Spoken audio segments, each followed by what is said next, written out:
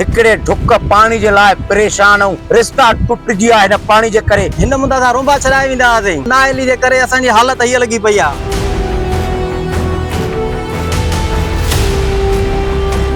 पानी ठुप भी कोन्हे, तव्हांखे नज़र थो अचे छेकवा सुकल थो अचे।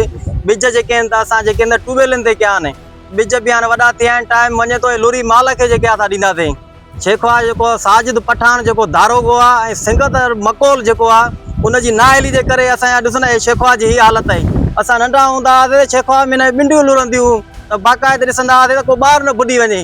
अॼु ॾिसो छेकवा जो हालत हीअ लॻी पई आहे। हीअ नाअहली कंहिंजी आहे? सिर्फ़ु हिन दारोगनि जी। हिन खां अलावा जेको आहे त कम से कम हिन मुंदा असां रुंबा छॾाए वेंदा हुआसीं। जॾहिं गोटी इहे आया न नाअहली जे करे असांजी हालत हीअ लॻी पई आहे। लखनि जा बिज विधासीं, को बिज सड़ियो वञे थो। सिर्फ़ु लखनि जा बिज विधासीं, को बि MP मिनिस्टर कोन्हे, न को असांखे अचण वारो, न पुछण। वोट वठी हलिया वरी ज़ाहिरी कोई कोन्हे, न इरिगेशन जो कोई ऑफिसर ई आहे।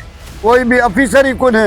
इहे तदारे करे मांडूर लॻा पिया आहिनि, लूल लॻा पिया आहिनि, नाजाइज़ गैर कानून चोरी थिए थो न साईं। ॿियो असां पुछड़ी वारा आहियूं, रोड को दोस्तरी वारे को हेॾे हेठि पाणी ई कोन्हे, बिज बि सुकिया वञनि था।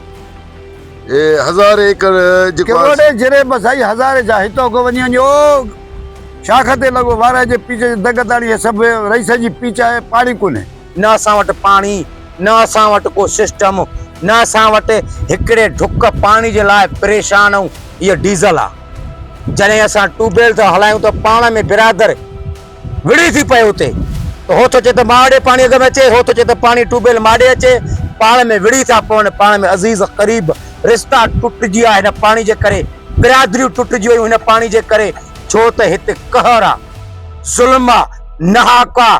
इहो कंहिं करायो आहे? दबंग थो चए त MP MN करायो आहे। हा पाणी जो ॾुकर ॾिसो था, हर का इहे रोंबा आहिनि, बिज भराया अथासीं ट्यूबवेलनि ते हलाए हलाए थकी पिया। उहे ॾिसो ज़मीन, सॼी ज़मीन ॾिसो था तव्हांजे अखियुनि जे आॾो आहे।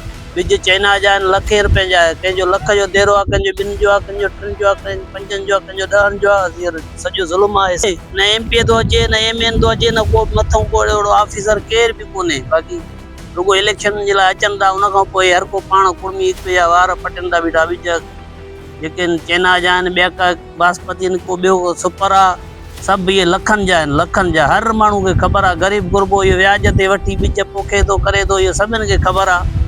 चाइना जा बिज आहिनि, बिज बि सड़ी आहिनि। अॻिते बिज त सफ़ा तबाह थियल आहिनि। हे बि ट्यूबवेलनि ते डीज़ल महांगो आहे, हर शइ महांगो आहे। तेल केॾा महांगा आहिनि। उन टाइम असां अन्न लहे थो, हारी माण्हू जो असां पूरी ई नथो थिए। अन्न लहे थो त पोइ अन्न सस्ता ई आहे असांजो। 1000 एकड़ हिते ज़मीन पियो आहे। ॾिसंदो हे बोर खां हले, ट्यूबवेल थो हले सरे। हिते ज़ुल्म लॻो पियो आहे असांजे हारियुनि सां। कहिड़ा तेल महांगा आहिनि। हे 1000 एकड़नि पुछड़ी ते पाणी पहुचे ई नथो। ट्यूबवेलूं था हलनि, हे वाटर ॾिसो सुका पिया आहिनि उभा।